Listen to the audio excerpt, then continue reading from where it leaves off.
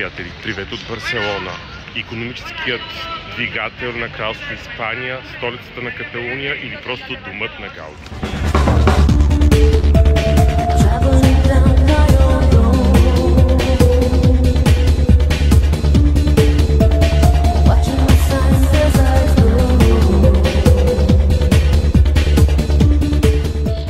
Последно бях в Барселона преди около 1000 години, може би не са 1000, но 20 има.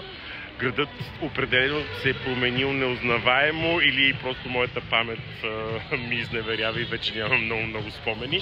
Затова призовавам да се разходим заедно с мен.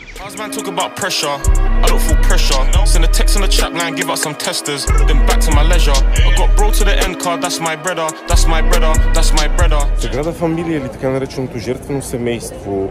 Сграда, която се строи почти 200 години, включвайки в себе си супер много разнообразни интересни архитектурни стилове, изпреварили времето си. Някои от тях все още останали неразбрани за миналото и за сегашното население. Предполагам, че и за бъдещето ще бъде такова. Но да, това е Гауди. Уникален със своята архитектура, със своят замисъл и със своята реализация.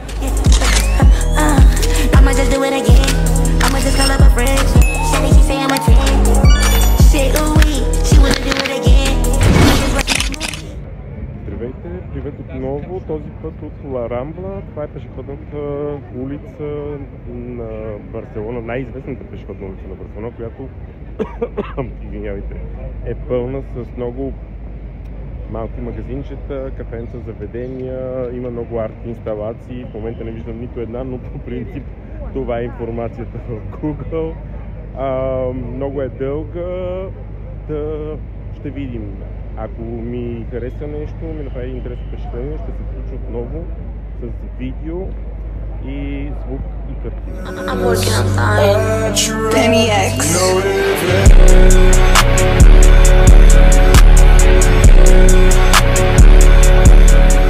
Говорих за арт инсталации, но искам да ви покажа как изглеждат магазините за цветя. Това за мен е магазин за цветя. Това също е магазин за цветя и много интересни идеи, които всяка градска община би взаимствала и би използвала, защото наистина има много интересни и красиви идеи, които с много малко инвестиции и усилия биха направили една градска среда. Това го казвам по повод изборите за кмет в България. Много малко трябва на едно място да заприлича, да стане по-уютно и да бъде по-красиво. Така че нека взаимстваме чуждият опит, който е успешен и е показал своите резултати.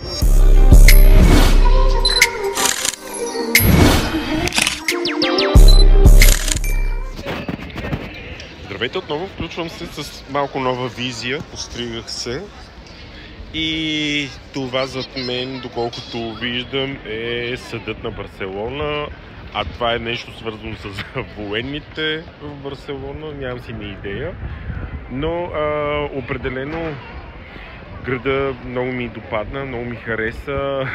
Сетих се на времето защо толкова много ми хареса в Барселона, защото просто е огромен космополитен град, който предлага много усмихнати хора, той Испания като цяло ги предлага под всеки ъгъл и така нататък, но тук ми харесва, че е много широко, много просторно, макар че в тесните улички ми напомня адски много на квартала, в който моите родители живееха близо до Мадрид, Колменар, супер тесни улички, в които изпадаш някакви такива странни ситуации, в които не може да се разминат двама души, но няма значение.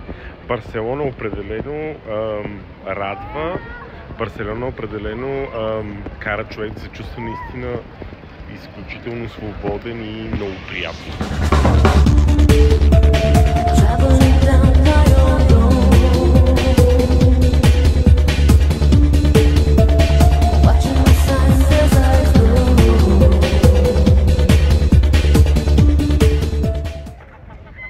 Здравейте отново, трети ден Барселона и естествено включвам се от парк, който естествено трябва да има вода, езеро, лодки, патици и естествено хубаво време. късмет. Очаквах, че днес ще бъде мрачно, облачно и студено, но за моя невероятно изненада приятна. Времето е много хубаво. Не е студено, не е много топло. Днес е официален почивен ден и усещането е за неделен ден. Изключително спокойно, приятно, лежерно. Както винаги тук в Испания, Барселона, никой не бърза дори през седмицата, а пък представете си какво е, когато е фиеста или почивен ден. Наслаждавам се на неделния ден. Той е сряда, но все пак е неделен ден. Да. Man talk about pressure, I don't feel pressure. Send a text on the chat line, give out some testers, then back to my leisure. I got bro to the end card, that's my brother, that's my brother, that's my brother. Отново се включвам. Естествено, няма как да не се включа след тази гледка зад мен, колоритната приятна музика зад мен. Спокойно, лежерно, наистина човек тук намира всичко това, което търси: спокойствие, приятни гледки, хубаво време, страхотна храна, много интересни, приятни хора. Просто, не знам,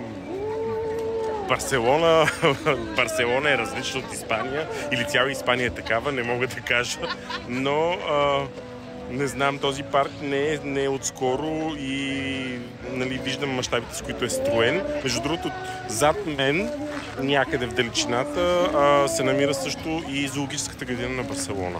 Така че разходката, или как да кажа, разходката може да бъде оползотворена на макс.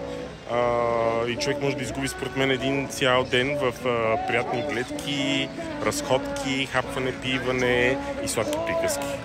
Барселона.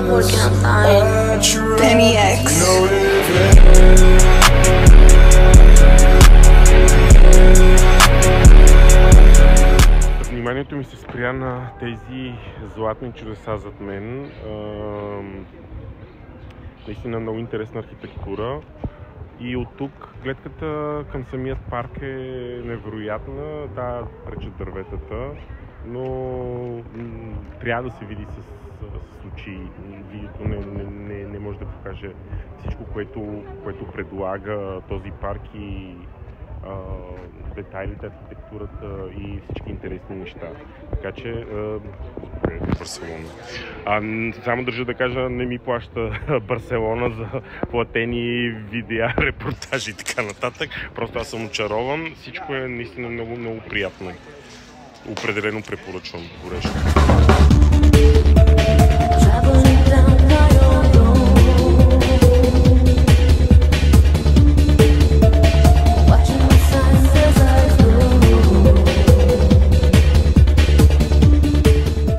Край на октомври температурата на въздуха в Барселона минава 20 градуса в най-светлата част на деня, което прави Барселона невероятна, атрактивна дестинация дори и в есента.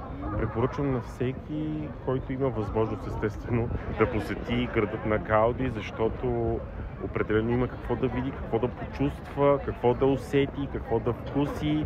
Всичко, което човек му мине през главата, може да му се случи. Man talk about pressure, I don't feel pressure. Send a text on the chat line, give out some testers, then back to my leisure. I got bro to the end card, that's my brother, that's my brother, that's my brother. Това определено няма как да не го заснема. Излезнах от метрото и определено се почувствах все едно се намирам в Ню Йорк или в Дубай, някакси такова на бустъргачи от някъде светят. Не знам, усещане, много приятно усещане. Определено не е студено. Не мога да си представя какво е тук, например, юли или август месец, когато през деня е около 40 градуса, а вечерта е някакси прохладно, но да, определено Барселона трябва да се посети.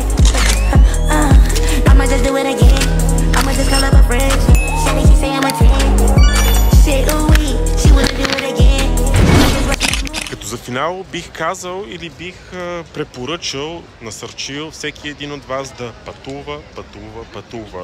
Защото пътувайки правиме едни невероятни спомени, които за разлика от невероятните мечти оставят съзнанието на един човек. Наслаждавайте се на живота или на това чудо наречено живот, защото нямаме втори път, нямаме втори опит да живеем. Така че до нови срещи, очаквам вашите коментари, очаквам вашите видеа, естествено, и до нови срещи.